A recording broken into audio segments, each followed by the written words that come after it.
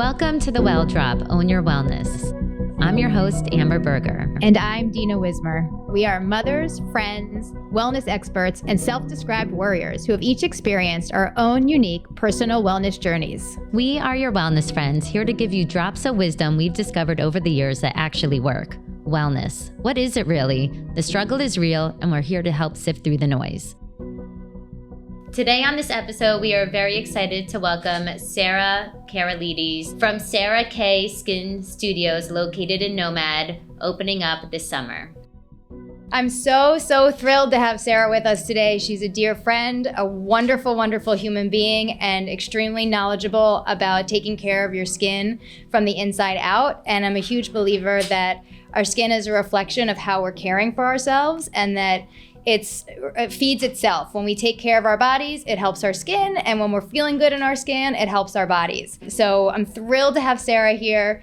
She has been fascinated with skin since she was a young child, learning from her grandmother. And after a brief detour in journalism and retail and Lord & Taylor, she really realized that her love and passion was skincare. Received the first scholarship to the Aveda Institute here in Manhattan. Right? That it was here in Manhattan, right, Sarah? Yeah. And became trained and worked in a number of medical offices doing, high-level skincare, and ultimately became the head esthetician at Joanna Vargas. She's received numerous awards, including being named Allure's Celebrity Facialist of the Year 2 years in a row. And as Amber said, she's just opening up her own studio, and we're so lucky and so blessed to have her here with us today. So welcome, Sarah. Thank you. We want to kick it off from what we've talked about already, which is your expertise in helping our skin from the inside out. Can you help us understand a little bit of what does that mean? What are we talking about when we say that? Yeah, so a little bit of my background, because I was really embedded in more of the medical world of skincare.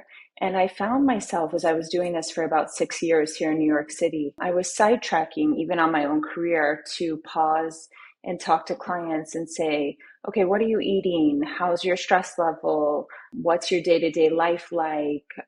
All of these questions that I would ask them. And I even found myself doing like my own study and research with my clients to figure out almost 16, 17 years ago, when the wellness industry and the skin industry was very different, to realize that a lot of our skin is coming from the inside out. So that's where my passion evolved, my world evolved. And then I took it from not only medical, but more into holistic. So that's how I view skin. I view skin from the inside out.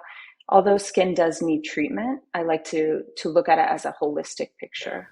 What would you say that you've learned over the years through your experience that affects the skin based upon what we eat? Are there certain things that actually are known triggers that are kind of like a definite no for people to eat? What are your sort of like key rules for skincare? So that's a really good question. You know, when I'm speaking with a client, I kind of want to get the base of their lifestyle, their diet, what they do day to day. So key triggers, I always go, especially if they're suffering from acne, my go-to questions are you consuming dairy? What kind of dairy are you consuming? Are you consuming gluten, refined sugar, processed foods? So those are my main 5 points that I like to go over. You know, we live in New York City, and not just in New York City, our lives around the world are just stressful. People have kids, they have things they have to do. So my job is not to totally eliminate your stress, but my job is to help you maintain it so that you can have your best skin going forward, as well as maybe start to weed out some of those things that you're eating and doing to make your skin clearer, brighter, better. Yeah, I could say this week my kids just left for camp and my skin is now broken out by stress and travel too, because I was traveling this week. So the combination is a deadly dose for me. How would you say, at least from, if you're eating well on the inside and then stress is a trigger and brings something out in you, what is like an easy way to help remedy a situation like that? You know, I like to tell my clients, if they can, it's like taking a moment, trying to, because they've done studies and studies have shown that even having those pauses in your life that are very critical to lower your adrenal glands, to lower your system. Coffee is another big trigger for many of my clients, especially my female clients. So if you're stressed and your go-to is just reaching for more caffeine, reaching for more coffee, I think it's time we have another conversation about maybe switching to tea, green tea, matcha if possible, and just trying again to lower those adrenal glands down because that shows in our skin, especially in women. What about all those mushroom coffees? Are you familiar with those at all? Do you ever use those? I am, Dina. I've done kachava. I've done some of the mushroom coffees, and it's not really my thing. I think they're great if you like them. I'm more of a matcha girl through and through. I gave up coffee, I don't know, 5, 6 years ago. I do have it on vacation, but the mushroom coffees for me, I just don't like the taste personally. If you can get into them, I say go for it. Are they good for your skin, the mushroom coffees? I never thought about They're it that better way. than coffee. Better than coffee. I know. I'm a big matcha girl. I love matcha, especially I use the ceremonial grade matcha from Japan.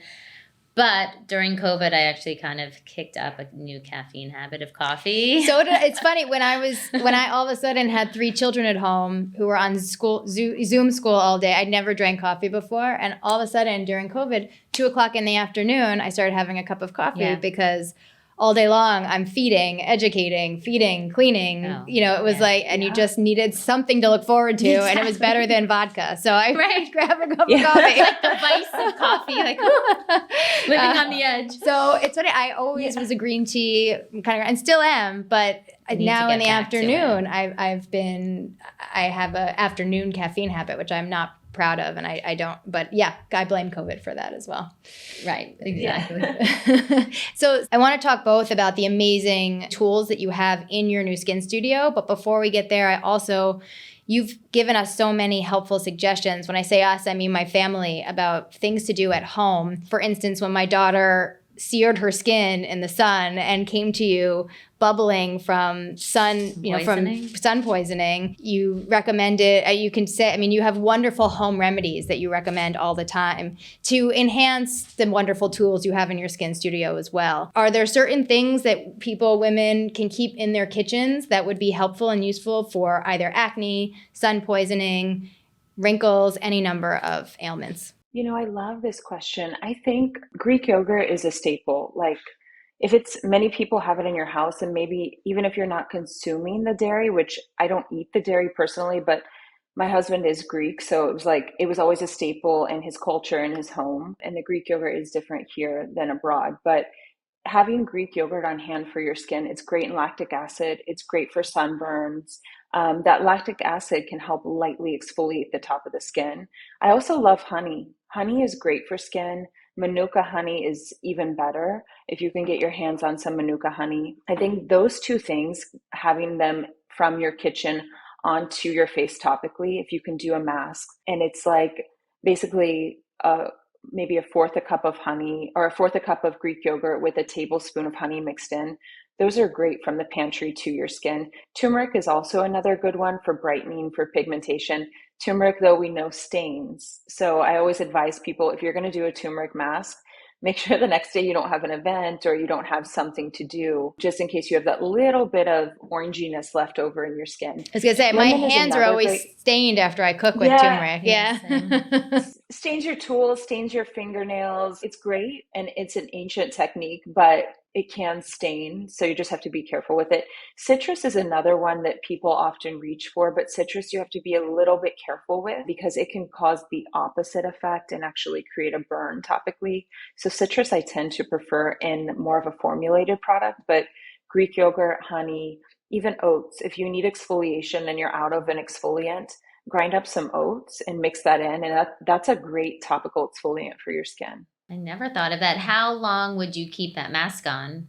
Either if it's a Greek yogurt mask or the honey mask? That mask will typically dry on the top of the face within 5 to 10 minutes, and you want to make sure to remove it after that. It's also lactic acid. So although it will absorb the burn, it will give you a little bit of exfoliation. You don't want to leave it on too long because it doesn't naturally have a stop in the lactic acid.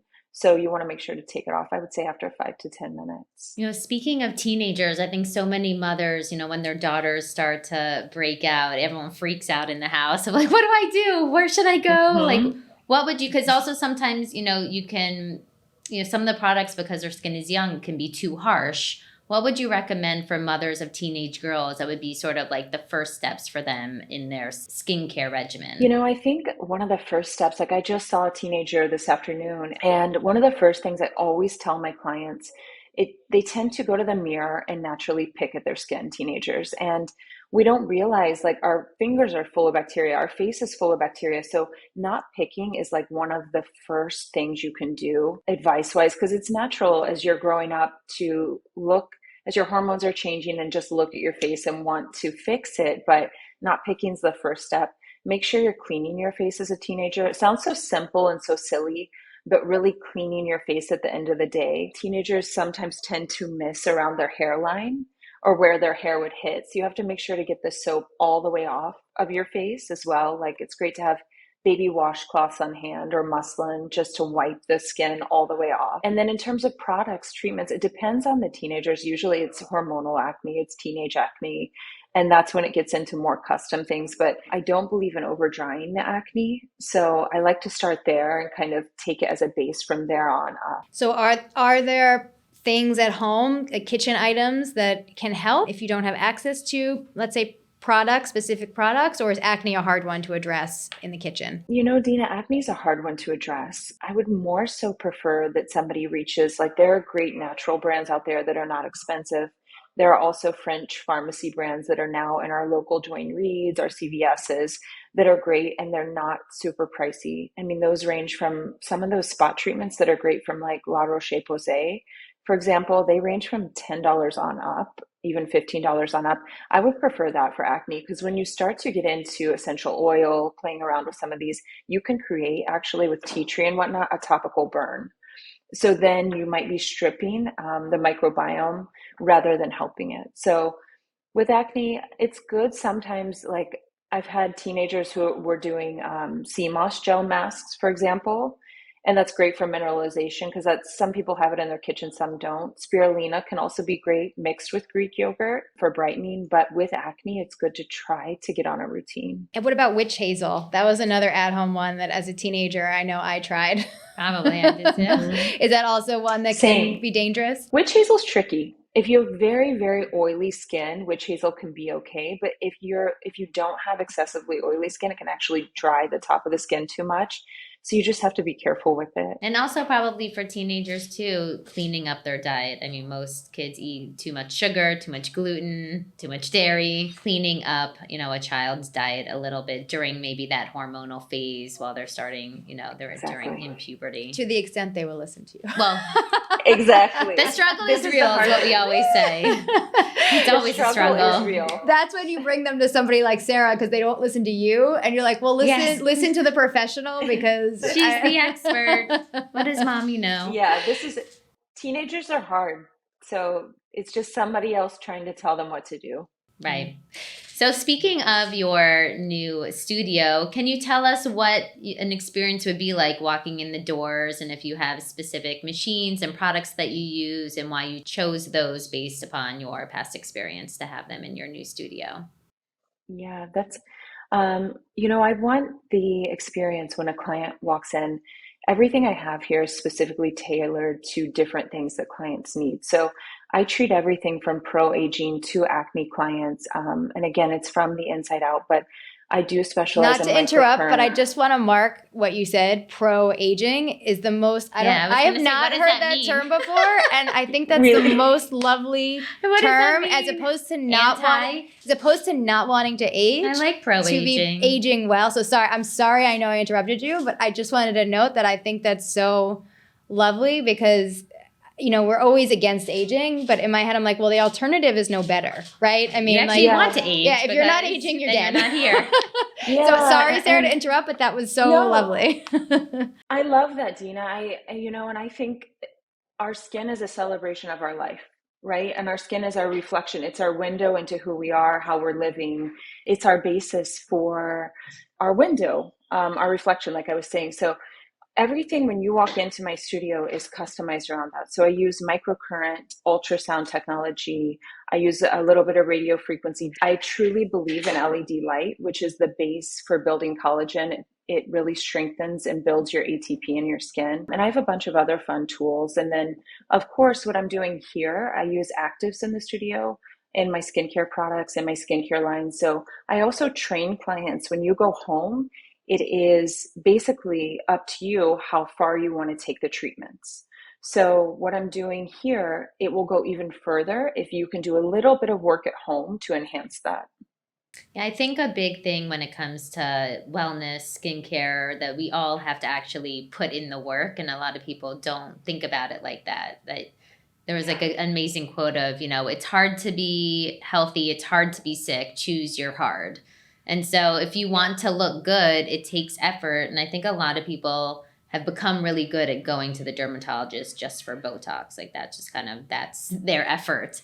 But I don't know what that's going to look like in 30 years. I think it's about either daily maintenance, weekly maintenance, monthly maintenance, whatever it is that you can do by putting in that effort, you'll end up seeing the benefits. So when you send your clients home, what are some at-home suggestions that you give to your clients of how they can help to maintain their beauty? Well, I love actives in skincare. I think majority of people should be using a vitamin C or a pure retinol-based skincare product, because that's really the retinol skin is the skin that's just amazing. It ages well, but I don't want to overstrip the skin again. And that's something so simple. Again, it doesn't have to be super expensive as well. It can be something that a professional is recommending, or you start with over-the-counter products and work your way up. I also believe in investment tools at home. If the client is willing to put in just a little bit of time every day, something like the LED masks at home, the gua sha tools are great.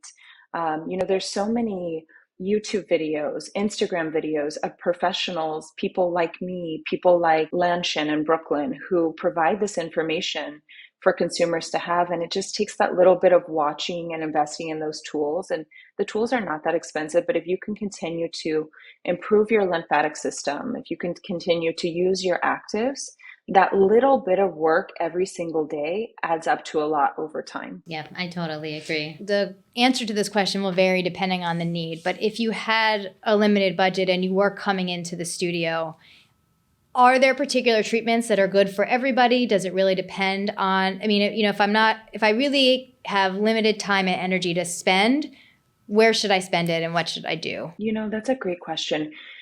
In terms of at home, if you have limited time and energy to spend, I say just spend 5 minutes a day doing your gua sha, because a third of our lymphatic system resides in our face and neck. So it's really important. That's important for your overall health and well-being. It's very easy to do. It's very inexpensive to do. And then on top of it, after your gua sha tool and technique, you can put a very gentle active on top of your skin. And again, that doesn't have to be expensive. And that takes just, after you cleanse your face, that's just a 30-second application.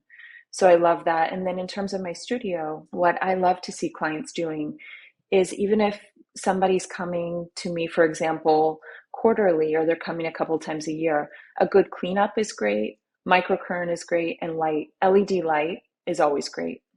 But at home, I want to see clients putting in just that little bit of work makes a little bit of a difference over time, a big difference over time, actually. And I think when you create that daily ritual for yourself, you sort of end up craving, it's like flossing. It's like once you really start flossing as like a teenager, and you can even start this maybe when you're young, of just the ritual of actually doing it. And then when you don't do it for a couple of days, you kind of personally start to crave it. And it's just 5 minutes. We're all so tired at night, and people have a hard time, I think, sometimes washing their face.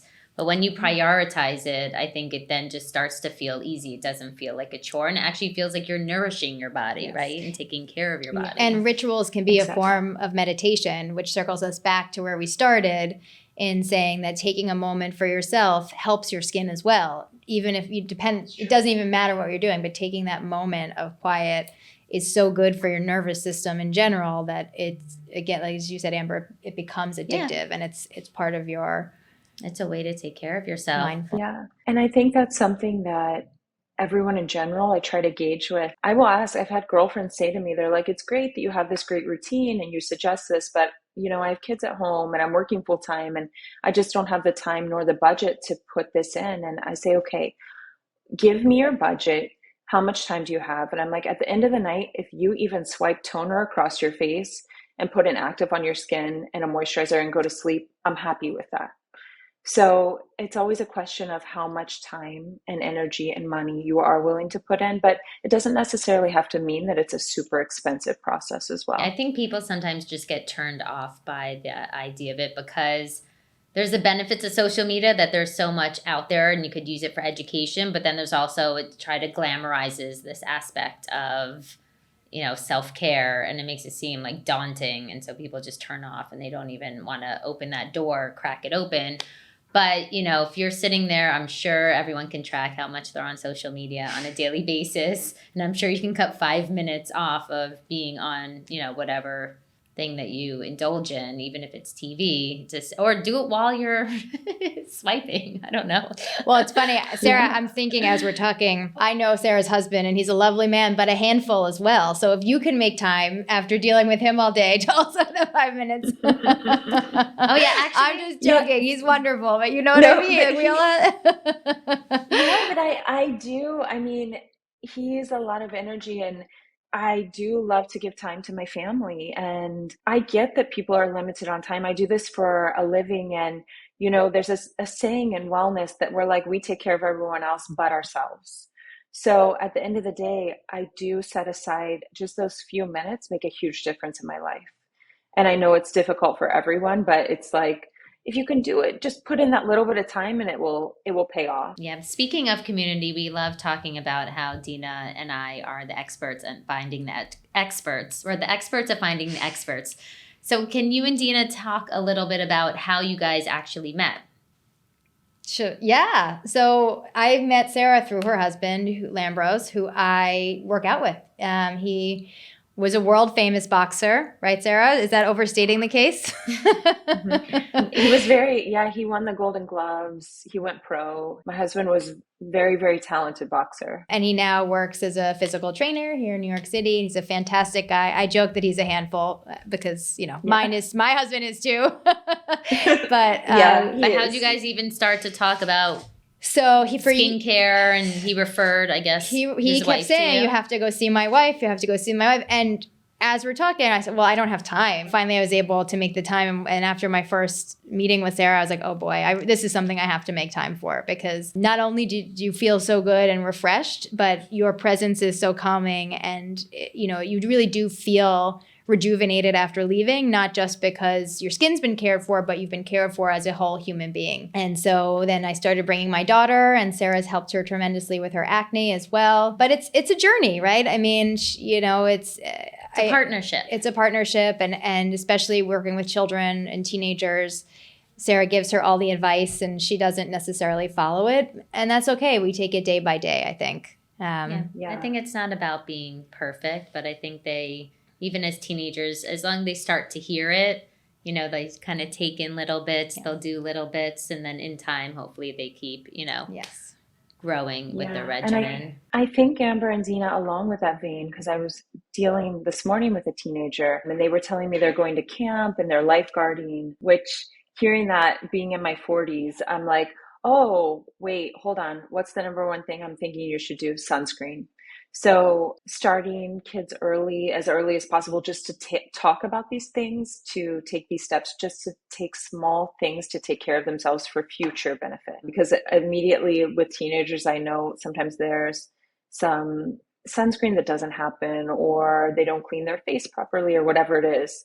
But it resonated with her, and I was like, okay, there's a win. She will wear sunscreen. Exactly.